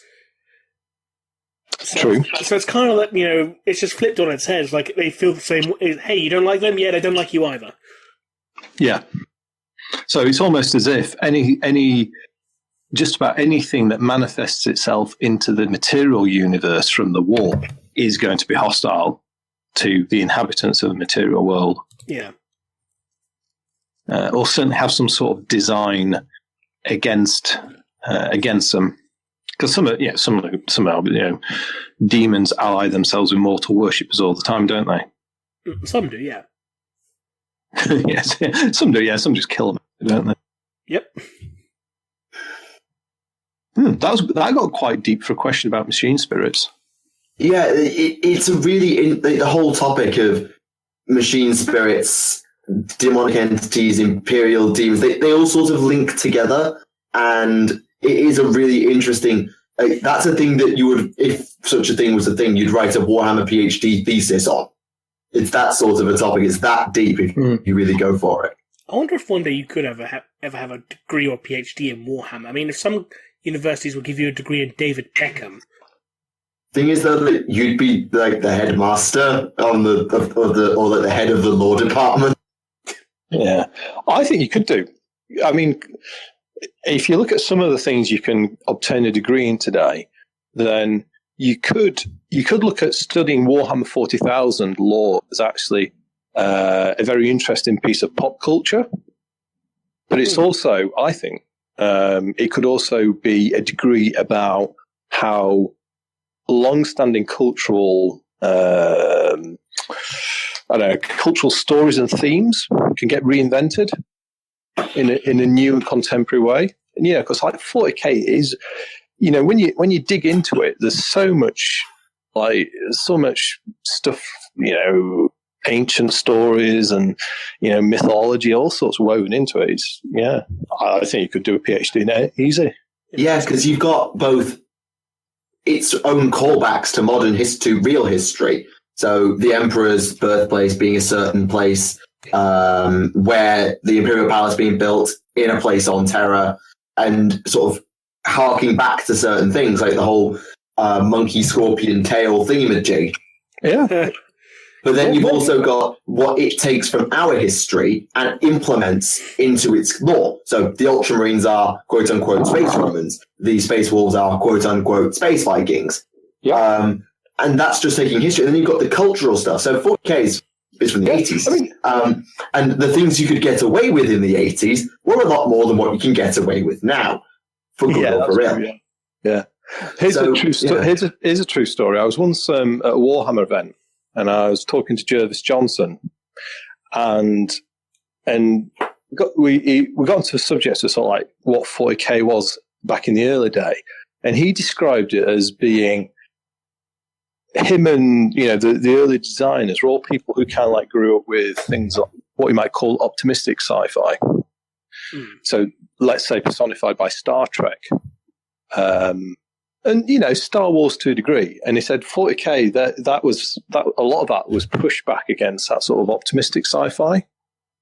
And is he kind of going more down the Blade Runner side of things? Even and darker than that, yeah, dystopian, I suppose, yeah. But he said, 40K was like the sci-fi sat at the back of the smoky pub, drinking and smoking cigarettes compared to Star Trek there in the posh fancy restaurant. I thought that's quite an insightful observation, that was. I like that analogy. And as much as some of those other franchises have tried to darken themselves or add shades of grey into their own canon, I'm sorry, you're not even close. Nah, not even remotely close. I mean, right, here's another one, right? I was listening to 1,000 Suns, the audiobook by the Black Library, and it's fantastic. I mean, this great story anyway, great audiobook as well. Yeah. Really enjoyed it. It got to the end, and all of a sudden it struck me that the author, which is it one of Graham McNeil's, isn't it? I think so. Yeah. It struck me that with creating Magnus, he'd actually based part of the character on Faustus, or Faust, from Marlowe's play. Yeah. And it just suddenly struck me at the end. It's like, how clever, how clever was that? And that's just another example of how 40K writers take these classics of literature and rewrite them into the universe. And then you get some modern websites who say asinine shit like 40k is the Dark Souls of sci-fi. And I wish I was making that up. That was a real thing I saw, and I was like, oh, God. Dear, oh dear, oh dear. It's like, no, Dark Souls is a bit happier than 40k. Yeah, you can at least win. We won't talk about Warhammer Adventures now, will we? They mentioned heresy in the first 5 pages. They're doing it right. I mean, I will say this, I've not read any of the preview passages. From what I've heard, people say it's just, typical kiddie novel fare, in writing style, that is. And let's be honest, if you can have children's material based on things such as, the Toxic Avenger, RoboCop, even Game of Thrones had a children's novel. I mean, Aliens was at one point meant to have a Saturday morning cartoon. So why not 40k? Yeah. I mean, I'm still holding judgment until they actually come out. The reason you got on 40k is because neckbeards. That's why. I don't want to start a shitstorm, but there are some people who will defend some of the things in this franchise unto death, and if you dare deviate, I get what you mean. I mean, I can understand why people are skeptical about it, considering, we as adults are more used to 40k being more, grimdark, everything's depressing, everyone's miserable, everyone's going to die kind of mentality that 40k kind of is. And, it'd be interesting to see how they try and actually get, on a level more suited to younger people who want to get into 40k, because, let's be honest, if you've got someone who's 9 years old, they see all the models at Games Workshop, they want to get into it, you're not exactly going to give them a copy of Horus Rising to read. No. I would. But at the end of I wouldn't. No. I mean, I've read the first preview passage, and at the end of that passage, they are basically threatening to split the skull of the protagonist open with a spiked bat. So it's not exactly unsubtle about some of the darkness of 40k. Sure, it's not all the blood and gore of a Angel Exterminatus. No, I mean, I doubt they're going to go down the whole, Lucius novel where they got that one scene with that mutant, giving his sword a blowjob. How do you branch to bring this up every other episode? How do you do that? Because it's a valid point to what I'm saying now. They're not going to go that extreme and say more aim towards children. I mean, they'll probably focus more on the violence side of it because, for whatever reason, we as a society are okay with our kids viewing extreme violence as long as there's no naughty, sexy bits. I mean, that's just the way society is. I mean, someone could have, their head blown up, with a rocket launcher, but, someone shows a nipple all taken to court that works. Yeah, there's more tolerance of violence in children's media than there is of, as you say, anything sexual. Yeah, that is true. This could end up getting very political if we're not careful. Yeah, let's move on. All I'm saying is that until they come out, I'm reserving judgment. Yes, and that is the right thing to do. Yeah. I'm sceptical, but I'm probably going to buy one just to read it, so I have. Yes, I might have to take a look at one out of curiosity. Yeah, I'm interested. I'm genuinely interested to see what they do. Okay. So someone's looking for suggestions on orc content after reading or listening to Prophets of the War, the audio drama. That's the sequel, isn't it? No, it's one that was before it. Oh, sorry. But yeah, there's not a lot from the orcs' perspective. I think we talked about this on a previous show. I think Guy Haley was the only person who's written anything from the orcs' perspective, and they're all about the Red Sun's Met clan. Yeah, and he has some orc stuff in Shadow Sword. No, in Baneblade. Shadow Sword has no orcs. Baneblade had some orcs, but it's mainly focused on the guard. Yeah. I still want Guy Haley to write a full-blown Ghazghkull Thraka origin novel. Please, Guy. Please. Yeah, I feel like if we ever get him on the show, you're just going to keep dropping that hint to him every single time you get a chance if we ever get him on the show. But we'll see. Yeah. Okay. Do we know what happened to the Emperor's flagship, the Imperator Somnium? I thought his flagship was the Bucephalus. It got replaced. I remember this. I don't remember when, but it got replaced by the Imperator Somnium. I assume it got blown up during the heresy. Let me have a look. I remember making the video. I did about different flagships, and I mentioned the Somnium. It's like with the whole Macrags on it disappears, and all of a sudden, M41. Hey, it's over Macrag. Where the fuck did it come from? Yeah, the Macrag's honor really annoys me. Yeah, the Macrag's honor annoys me. Seriously annoys me. So I, Catus Sicarius, went into warp and personally dragged Circus. I, Catus Sicarius, the greatest tomorrow. It's almost, well, I don't know, do you think it's more annoying than the Furious Abyss?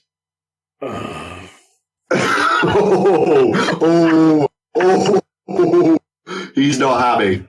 Oh, I forgot about that. Oh. And now all the pain is coming back. In fairness, it's still not as bad as Descent of Angels.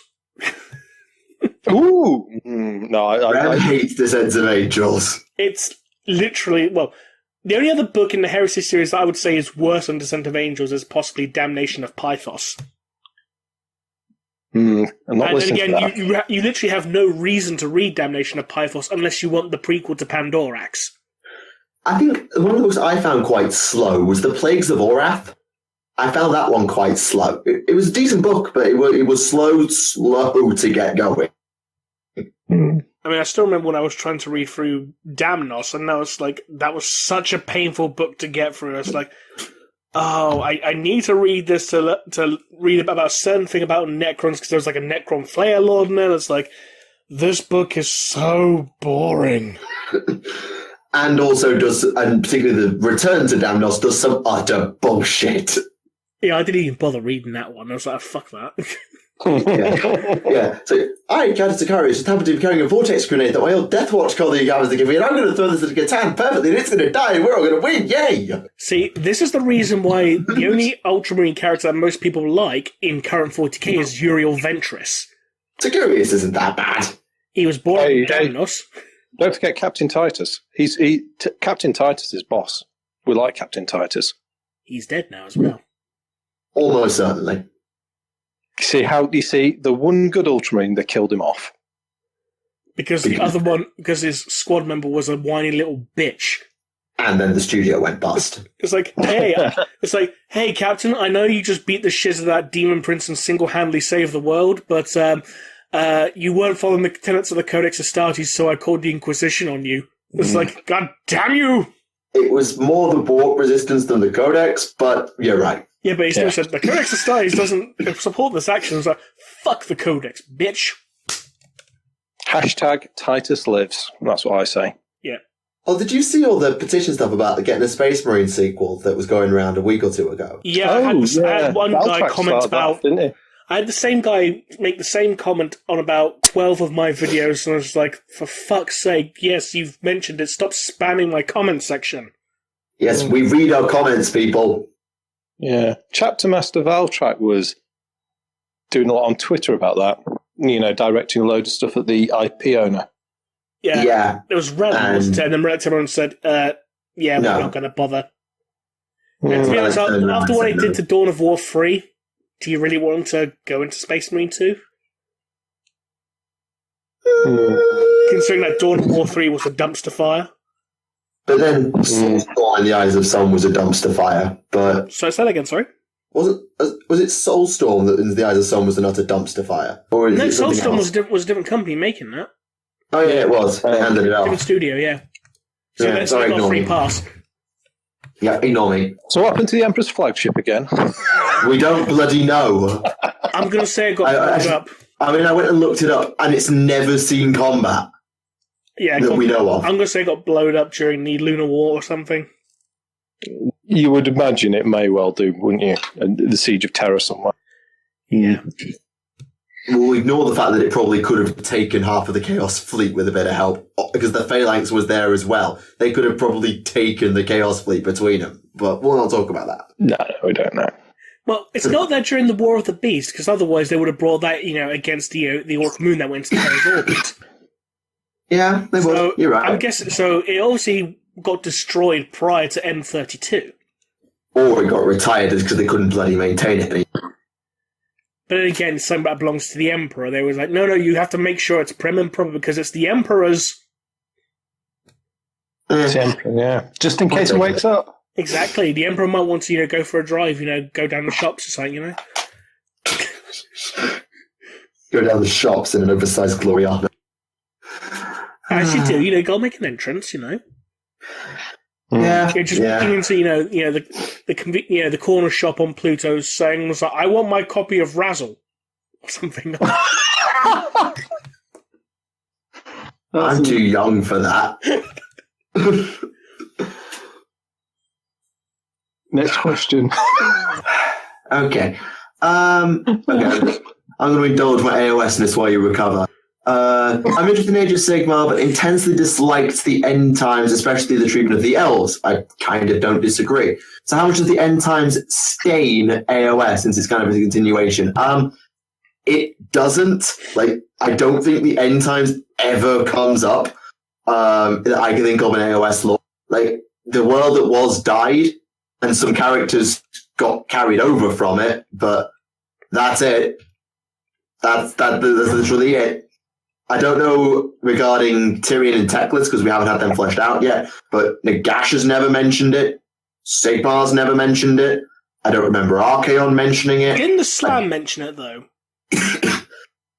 Maybe. I'm not that up on the Seraphon, but it certainly does not affect what goes on in the mortal realm. All it is a reason why Age of Sigmar exists, but no one knows about it. That's it. Yeah. How are we doing for time? We've probably got time for 2 or 3 more questions at most. Okay. Let's see.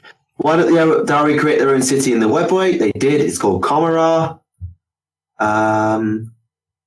Okay.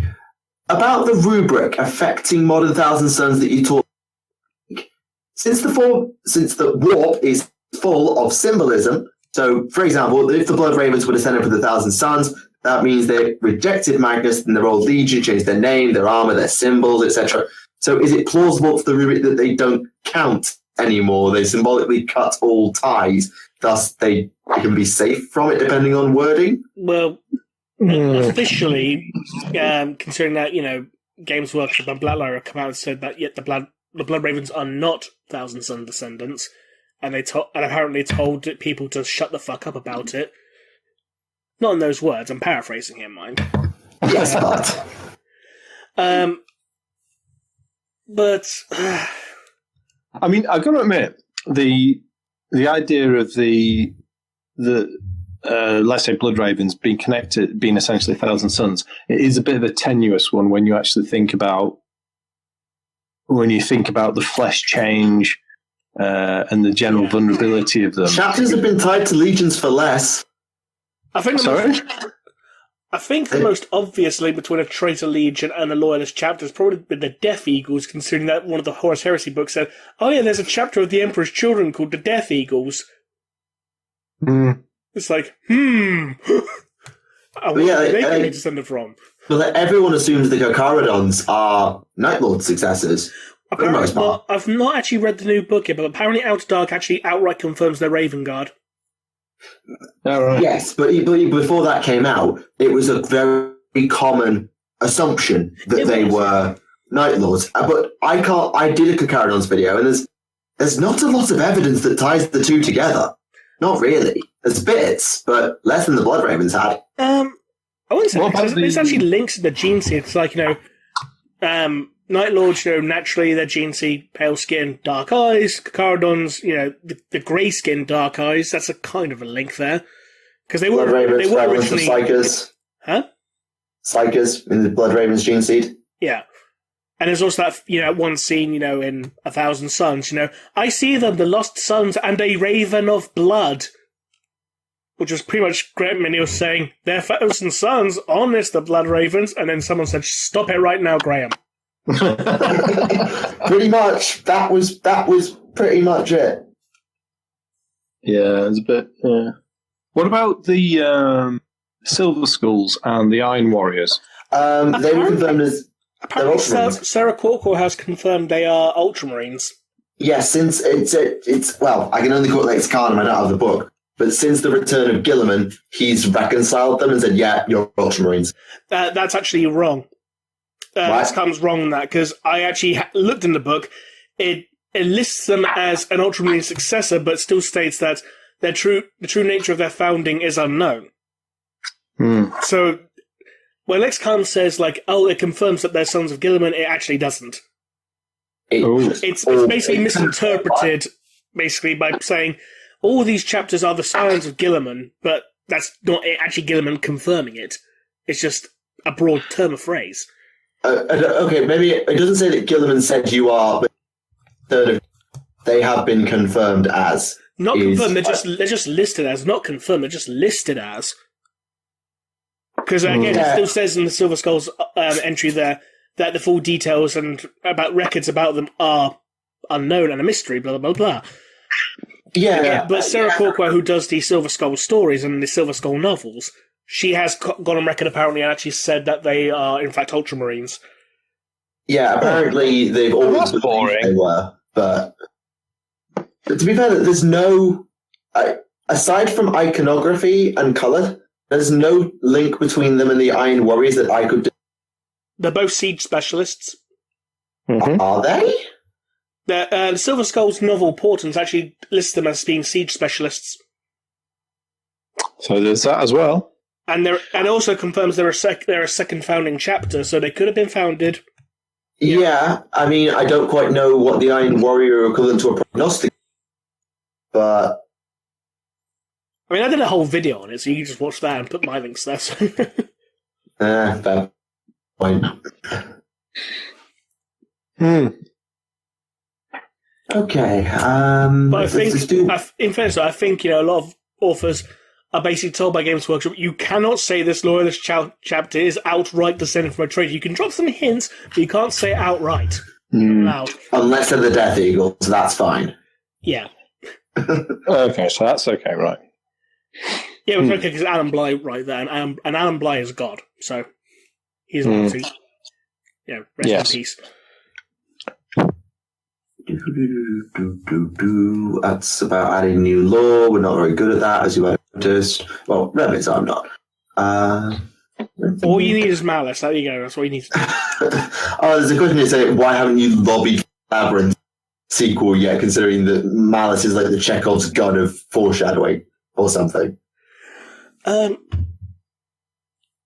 don't know. I should probably, try to tweet the author or something about it. Yeah, because they're saying if Iliad can be set up 16 years, why not? Or whatever. Well, again, Sons of Malice are in Cadia Stands, where that novel came out, last year, so... Take your point. I always find that funny when people on Facebook were saying, the Sons of Malice aren't canon. Then why are they in this book that just got released? He's not canon. Black Library's not canon. It's like, oh, shut the fuck up. Everything is canon, but not everything is true. Correct, exactly. I think they just say Black Library's not canon because they probably read a Goto novel at some point in their lives. Ooh. Ouch. I mean... Saucer of milk for table 2, please. I mean, if that was the only 40k novel you read from Black Library and you read about backflipping Terminators, Land Raiders with multi-lasers, and the Eldari ditching their tanks in favour of Imperial Guard because they were better... And the Razorback shifting into a Land Raider then back again. Yeah. Then, I'd probably be a bit pissed off too. Yeah. But again, what's really worse, that or the Ian Wattsall, boob tower, nipple laser cannon, thing? I mean, that's officially not canon. Actually, that's not actually true either. I thought, what was the one that got decanonized then? Decanonized. Space Marine. Oh. Not Draco, the Space Marine.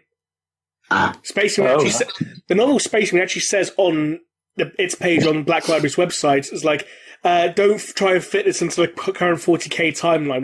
We were tempted to rewrite massive portions of it, but it just doesn't.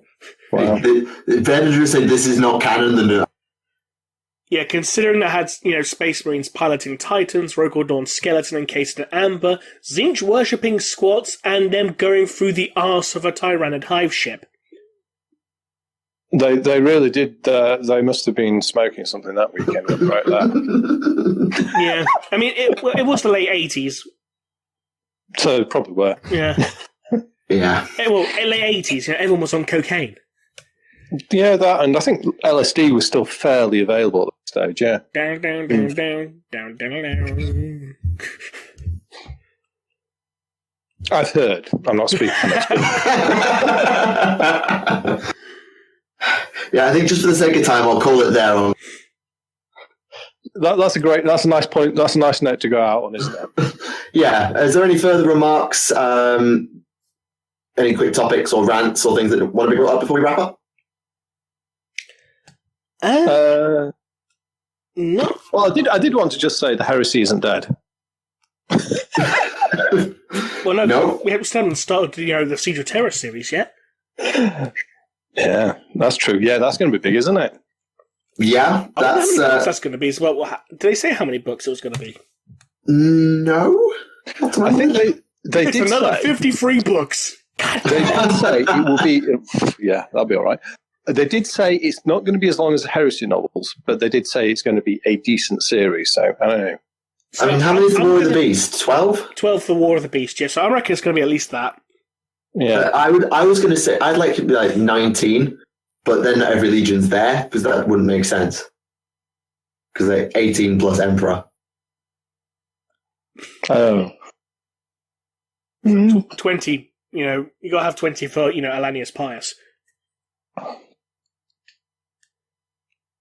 I remember they should do 13. The number of the 2 missing legions added together. Ooh. Or maybe they just do, 2, 1 loyalist, 1 traitor. There you go. Yes, That would be the biggest buzzkill. It's like, hey, you want to Siege of Terror? Here's 2 books. It'd be like one of those sequel movies where they decide to write off all the cast and have to write stuff out straight really quickly and without explaining it. Yeah. I feel like there's a reference there that's a pent-up anger. I'm just reminded of Jurassic Park 3. Hey, this film's 75 minutes long. The dinosaurs don't show up until 40 minutes in. For fuck's sake. What's the other movie that was it is that was it an alien? Was it an aliens thing where they the main titular enemy didn't show up for 90% of the film? An aliens film? I don't know. It might have been. I can't remember. Well, wasn't that Alien? You didn't see him for most of the time because it's a horror film, and that's the whole point of a horror film. Yeah. I went to something stupid. I saw someone say someone complaining how people were complaining that the Godzilla movie didn't have Godzilla in it for most of the film, and they were saying, well, if you look at Alien and Jaws, the monster doesn't show up in most of the film either. It's like, yes, but those films are fucking horror films. Godzilla is a fucking giant monster movie. You can't use the same criteria. It's like trying to have Arnold Schwarzenegger do Shakespeare. It just doesn't. You just can't do it. That is a mental image to end on. That's brilliant. It's to be or not to be, not to be. Cookie, if you get that film reference, because Oh, lovely. And on that bombshell. Actually, that's the point as well. There was actually, speaking of Jurassic Park and Arnold Schwarzenegger doing Shakespeare, there was actually a visual gag in The Lost World with a movie poster of Arnold Schwarzenegger in King Lear. Really? That would be I like that. Fun fact. At least it wasn't a Midsummer Night's Dream. That would really be stretching Oh it. God. What about Macbeth? I think they could just about stretch it with. At least that has a pseudo fight scene. Macbeth, but with machine guns and explosions. Yeah. Macbeth, Judgment Day. There you go. And on that note, ladies and gentlemen, thank you for joining us for this edition of Adeptus Podcastus. And thank you once again to Leakycheese for joining us this week. Thank you very much for having me. It's been a real pleasure. Yeah, it's been good to have you. It's been a very interesting conversation on all sorts of topics. Yeah, indeed. So, well, if you ever want me back, you just have to say. Oh, the comments will be plenty loud about it.